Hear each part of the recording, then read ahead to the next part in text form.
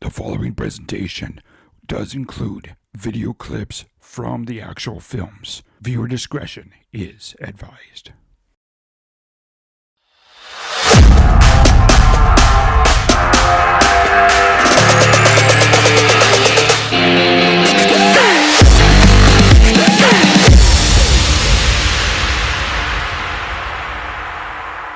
Now I'll admit, I've never been a huge fan of these kind of cult exploitation slasher movies.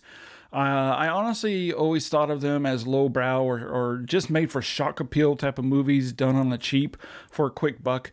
However, since I started receiving this genre and also giallo films from Arrow Video and Blue Underground over the past 6 years or so, and also watching Shudder's Last Drive-In with Joe Bob Briggs and Darcy. I watch that show religiously whenever it's on. I have really started to find that these films are actually really good. So many of these movies pioneer technical aspects of filmmaking, the use of lighting, the use of the camera movement from whip pans and crash zooms, how the camera's positioned, the different styles of editing, and the radical stylized use of violence and sex that brings a lot of suspense to the film. And now, honestly, I've become a fan of the genres. I just love the atmosphere to them, the rawness and creativeness of the movies. This was also one of the movies that started the video nasty ban in the UK, but it's only gained a strong cult following because of that. Now, Stephen King has quoted saying this is one of his all-time favorite slasher horror movies. And this was also taken from a real-life event that took place in Minnesota, where a stalker who attacked and killed his victims used different tools. The movie was also heavily cut in the US for its theatrical viewing until 2003, when Blue Underground finally released the full uncut version on DVD, and since then they put it out on Blu-ray, and now we get it in 4K UHD that hits the shelves on January 18th, 2022, which makes this an early review. But how does the 4K UHD hold up? And if you already own the Blu-ray, is it worth double dipping? Well, let's find out.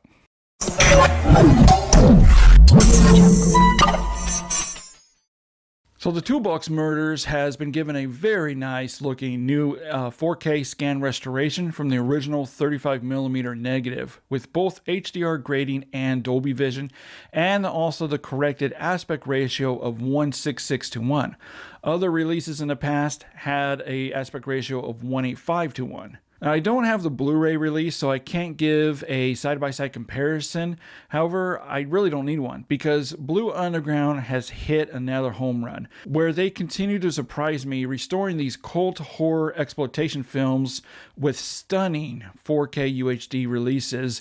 The Toolbox Murders just looks absolutely stunning in the UHD format.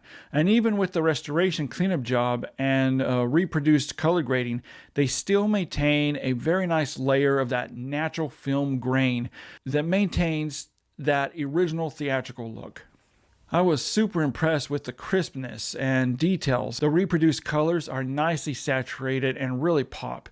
And the HDR color grading only boosts all of this, giving deep inky black levels, very nice shadow nuances, deeper colors, especially with reds, and also brings out highlights more that look great, and also giving a nice three-dimensional look to the entire presentation. And I also found very little, if any, age-related wear and tear or encoding issues. As I said, Blue Underground continues to surprise me, and the Toolbox Murders is another excellent example of how to restore a cult film like this and using HDR right. This is a great looking transfer. As for the audio, it comes with 3 audio tracks, a newly restored Dolby Atmos, a DTS HD lossless surround track, and its original mono track. And out of the 3, I have to say, the Atmos mix I loved. It really opens up the sound very nicely with great atmospheric effects that spread through each surround channels and some very nice height with the overhead channels. The Atmos mix sounds big and bold, and everything from dialogue, music, and effects are all well balanced very nicely, where one doesn't overpower or drown out the other. As for the DTS 5.1 mix, I noticed it had kind of an artificial sound to it. It doesn't sound organic or natural to me. It sounded reproduced, and so I didn't really even bother to continue listening to that track. I just didn't really like it. And if you switch over to the mono track, it sounds fine, but you just don't have that oomph and edge you do with the Atmos, which is honestly, again, the way to go. I'm giving the Toolbox Murders 4K UHD release from Blue Underground the video a 5 out of a 5, the audio a 4 out of a 5.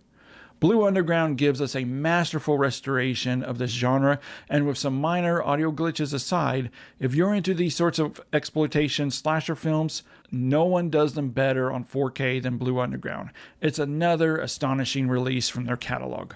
As for special features, it comes with 2 audio commentary tracks, one with the producer Tony Dito and the director of photography Gary Graver and the star Pamela Frieden, and the other audio commentary track is with film historians Troy Haworth, and it also includes theatrical trailer, TV, and radio spots. Now, before you jump out of this video, I want to know, let me know down below in the comments, what is your favorite exploitation slasher film? And if you also plan on picking this up. As always, thanks so much for watching, and keep doing your part in keeping physical media alive, and I'll see you next time.